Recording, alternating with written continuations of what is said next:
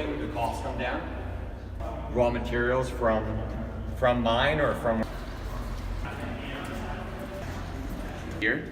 Inside this enclosure, we have the anode and the cathode electrodes, which are very thin foils coated in an active material. Those are rolled up in a jelly roll and packed inside this very densely. The annulus, the extra volume outside this is filled with an organic electrolyte, and that electrolyte facilitates the transfer of the Li plus ions, and that's your current. So this battery we take and we arrange it in series and parallel. Same way you have a AA battery, you have a positive and a negative side, and then we connect the load to it, and that's what we do. So is making the slurry. So the slurry comes from we start with some raw powders and a solvent, NMP. Those are all mixed together in these mixing tanks, which are kind of like blenders. And we mix up that together and try to get a really homogeneous mixture. And then when we have that, we move up into the next booth, which is coating and drying. And we'll have a couple other people who can tell us a little bit more about that. The mix-up machine actually starts on the solvent to make a slurry. We do that and pump it all the way down to the other end of this room, where it enters this massive oven. So we bring in rolls of aluminum foil, unroll them at the far end, and then also at the far end is a coating booth. And in a process kind of similar to like a printing press, we lay a very thin layer of that wet slurry on top of the metal. That metal then travels along the length of the oven towards us, and each chamber having a specific airflow rate in and out and controlled to a specific temperature to evaporate that solvent. So that by the time we're down on this end of the oven, that solvent's all gone, and we're left with a thin metal foil with a solid active battery material attached to it. We then turn up and go across. Essentially the bottom of the foil becomes the top, and we coat the other side. Send it all the way back down the other side, where we have a fully coated foil with two active batteries layers on either side of it. This oven used to be the single largest electrical load in the factory, but with over the last year or so, Panasonic and Tesla working together, we've actually redesigned this oven and the solvent system that goes with it to cut the electrical load by about 80%. So this is the first of many ovens. There's going to be one here in a few more months, going in parallel. And where you entered the building, that area is going to get built out with even more. So in our kind of request to getting to net energy neutral at this factory, cutting the load and all these big tools is kind of a very big deal for us. So yeah, oh, okay. Yeah.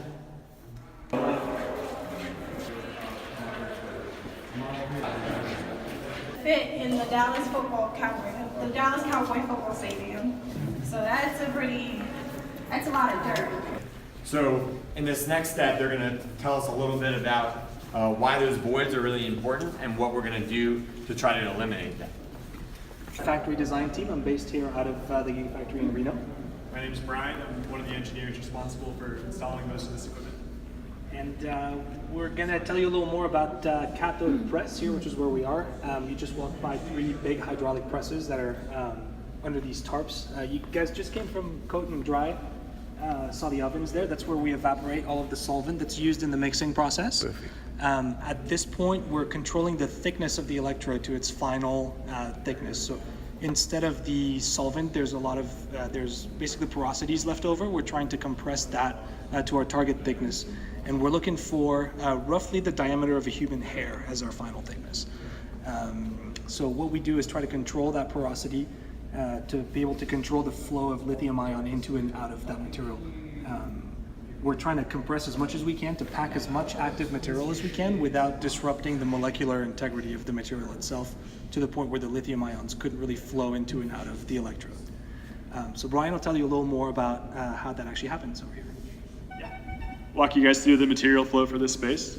So from coat and dry, the room you were just in, the coils now have that active material, and those will actually get loaded into this room behind us, so feel free to come in and take a look.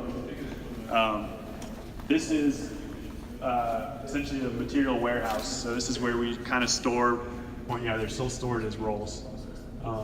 There's a crane system that runs down the center aisle, and that'll actually go and retrieve a coil, bring essentially a magnetic strip, roll it, and it's going to feed it into the press. So under these tarps, basically we have our hydraulic presses in here, one on top, one on bottom to compress the film from both sides to get that target thickness that Matt mentioned. The foil will flow through the equipment to the other side. It gets wound back up in a rewinder to get that coil shape again. It's loaded onto an AGV, transported back to the buffer rack, and it goes on to the next step in the process. Foil leaving the system is about half the thickness that it was coming in. And yeah, that's about it. Fairly automated process. The AGVs kind of load and unload the material. There are operators in the space that are monitoring the equipment, but for the most part, it's an automated process. They're just kind of fine-tuning and monitoring. How much pressure you have to capture? But to get down to the micron level, it's quite a bit. As you guys are making your way outside of the room, there's actually an AGV along the wall, that vehicle that transports the material, and it's sitting there charging right now, so take a look at that on your way out. A nice old-fashioned automatic vehicle. Not as good as autopilot, very slow. Next step after that is we take the anode together with the cathode, we put a dielectric in between so they don't short, and we wind them together. That's called winding, and then we slit them to get it to the right height to fit into the cell. We call that combined anode, cathode, and separator, we call that the jelly roll. That gets pushed into the can, filled with electrolyte. We pull out any gas to make sure there's no gas bubbles.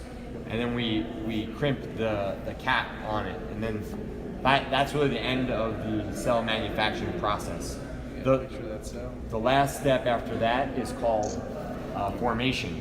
Formation is where we do the first charge and discharge of the cell. And that process is really critical to some of the internal structure, and there's actually some chemical reactions that occur during that first charge and discharge. It's a very controlled, it's a pretty expensive process as well. We're gonna see the last part of that called cell aging, which is pretty cool. Tesla has been really fortunate to find a partner like Panasonic. 10 years ago, when we were just setting out on this journey, no one would give us the volume that we needed in cells, and Panasonic was the one that was willing to work with us. And building the Gigafactory together, it's a co-investment.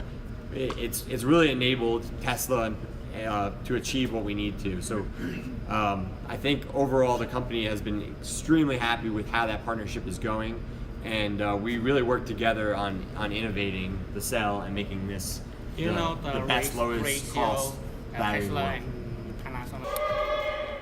So, this is to store, to do the aging process. Days.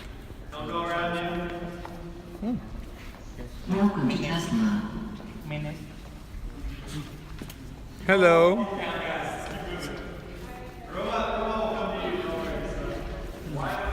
So you guys have kind of been seeing some of the start. This is the finish.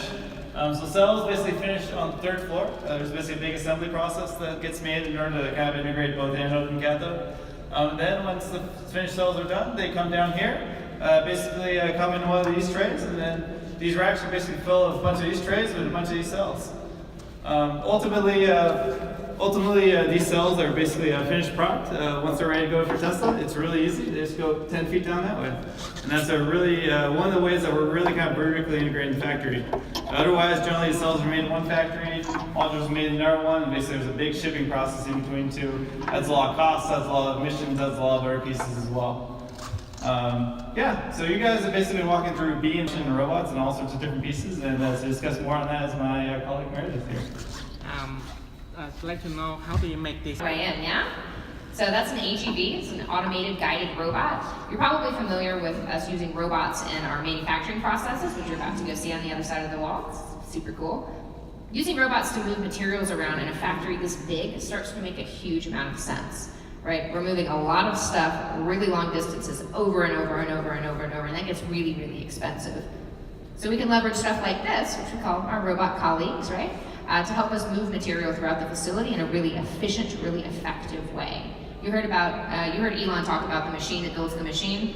That's the machine that builds the machine. That's one of the machines that builds the machine, right? It's really, really important to the overall flow of the factory. What you'll see on that AGV right now is these formation trays. Cells go into the formation trays at the end of the cell assembly process, and they'll live in this formation tray until we pick them back out in the Tesla process. What's really different about that is right now we get our cells from overseas. They come in cardboard boxes. 2 cardboard boxes would fit 1 tray's worth of cells. If you look at this cell warehouse, yeah, this fits tens of millions of cells in this warehouse. Think about all of those cells being in boxes, right? That's what we do today, because that's how we have to ship material. This really completely changes the game, right? Because we're under the same roof, we can have this total focus on sustainability and effectiveness, right? This tray can be reused for years versus having... Right now, they say go back. Come on down, guys. Come on down. 25 megawatt hours of energy storage products. 25 megawatt hours have been made in this factory, which is used for energy stationary products like the Powerwall. Kilowatt hours, and the whole pack that gives 100 kilowatt hours. We sell that typically to businesses or utilities that are looking to defer and store their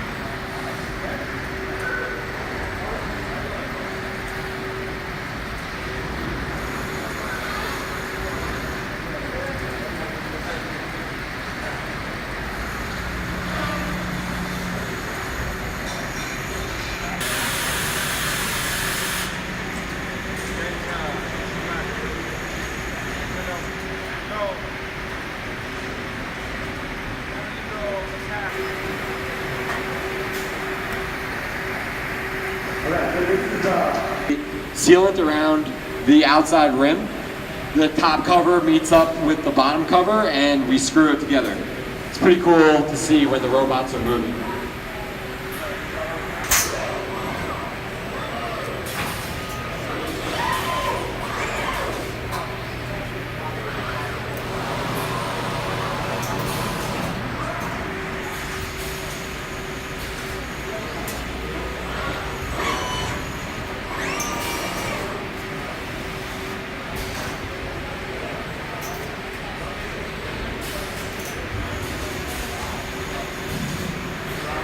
Modules inside the pod. Inside the module, some of these cells are arranged in parallel and others in series to get the right voltage we need for the drivetrain. The PCB that you're seeing here is part of the BMS. I know that's a lot of acronym soup right there.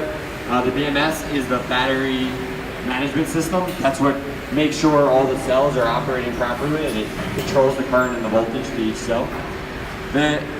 The overall pod is the coolant channels coming in, and they run along the length of the cells. How many kilowatt hours is this one? This, what you're looking at, is 6.5 kilowatt hours, I believe, is the rated.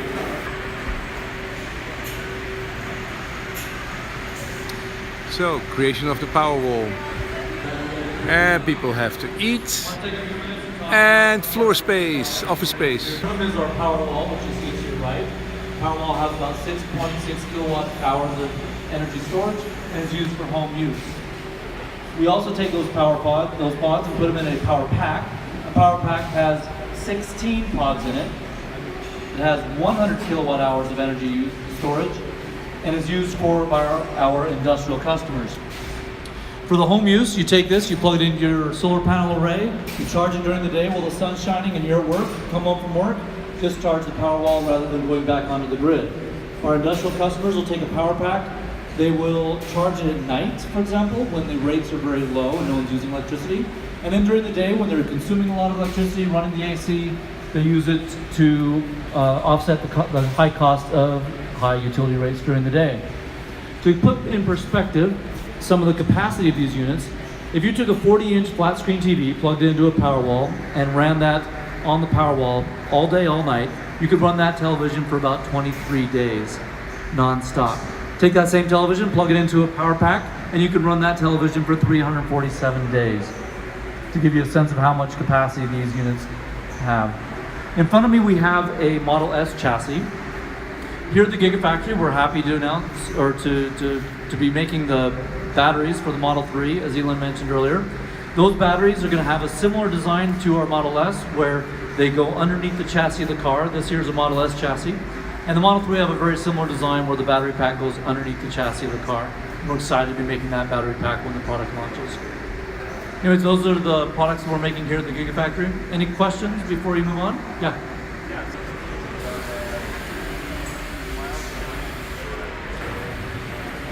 So this is 14% of the factory, and it's already being used.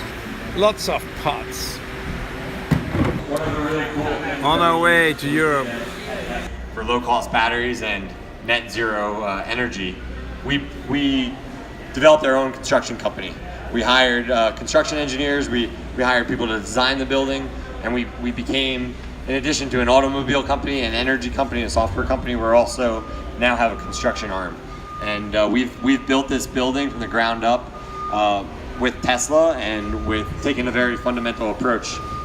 And we believe that integrating the building to the final product is the only way we're going to be able to make the best product and the lowest cost product.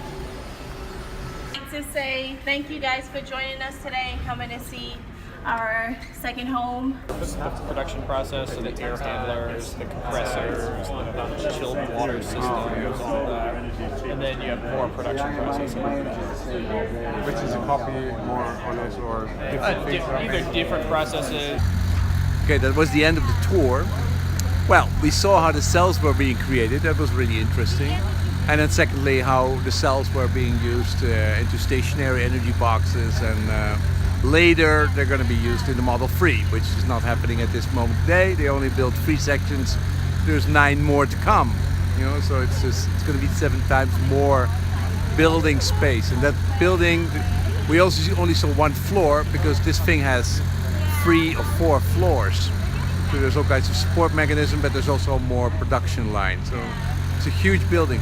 Most interesting thing was that they have their own building industry company. And I talked to some of the guys, the experts. Some came from the shipping industry, some came from the building industry, some came from the electronics industry.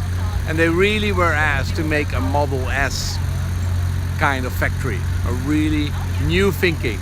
So there were all kinds of different people from different industries who came together, and they're designing this factory. And they're designing this factory to be not be the only one, but to be one out of a series. And it's already quite big, and it's already quite exciting. It's interesting. I mean, why would I go to a factory which is being built? You know, why would I do that? But lots of people do that, and it's really interesting and it's really exciting. Because you really think that these people are doing a whole new way of designing, building factories. And it shows, but it's amazing. I mean, they make their own factory software, they make their own robot software, they of course make their own products. They say we need scale, so we're going to build a factory which is twice the whole production of the whole world. These guys are big balls. And everybody you talk to who's working on the design is extremely enthusiastic and is really empowered. It feels empowered. So that's really cool. Let's see if I can find the Model 3, because that's really huge. It's nice they have a lot of offices at the factory floor, on the factory floor. So this is nice. We're inside the showroom, and we're going to take a look at the Model 3 and how different it is. So the Model 3 is now ready. And not to be said that this is the final thing, but it looks exactly like the Model S. It's very familiar, only it cuts off here. So it cannot open completely because it has this huge screen, which is really nice. No idea how the doors will open. It's definitely a lot smaller than the Model S, but I think inside it seems to be quite wide, quite good. Great. Looks like the Model X, huge screen, but even further it goes all the way to the back. $35,000 car, it's just amazing. Now the front looks definitely different, looks more like a Porsche. and but of course it has a frunk. This is actually not a real car. It's an empty shell. Dark, we cannot look inside it. But I can tell you, if you would see this car driving around the highway, it doesn't look like a $35,000 car. It looks like a lot, has all the charm of a Tesla Model S. Really would like to see it inside. Okay, so this was the tour of the factory. Hope you like it, and hope you find it interesting. And we'll be back here when more happens. But it was a pretty good, tour. They were quite open. We could see everywhere. We could walk everywhere. We weren't in little boxes, little buses. It was good. Thank you, Elon.